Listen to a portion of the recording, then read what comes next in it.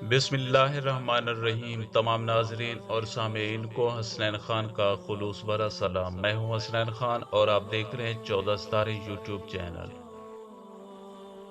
پیارے دوستو، ایک دفعہ دو بہت گہرے دوست صحرا میں سفر کر رہے تھے کہ راستے میں باتیں کرتے کرتے دونوں میں بحث ہو گئی، اور بات اتنی بڑھی کہ ایک دوست نے دوسرے دوست کے منہ پر تھپڑ دے مارا۔ تھپڑ کھانے والا دوست بہت دکھی ہوا مگر کچھ بولے بغیر اس دوست نے ریت پر لکھا کہ آج میرے سب سے اچھے اور گہرے دوست نے میرے منہ پر تھپڑ مارا۔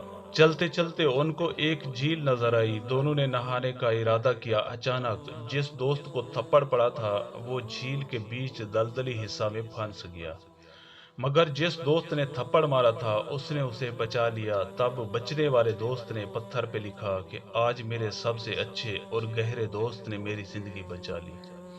یہ دیکھ کر جس دوست نے تھپڑ مارا تھا اور بعد میں جان بچائی، اس نے پوچھا کہ جب میں نے تم کو دکھ دیا تو تم نے ریت پر لکھا تھا، اور جب جان بچائی تو تم نے پتھر پر لکھا، اس کا کیا مطلب ہے؟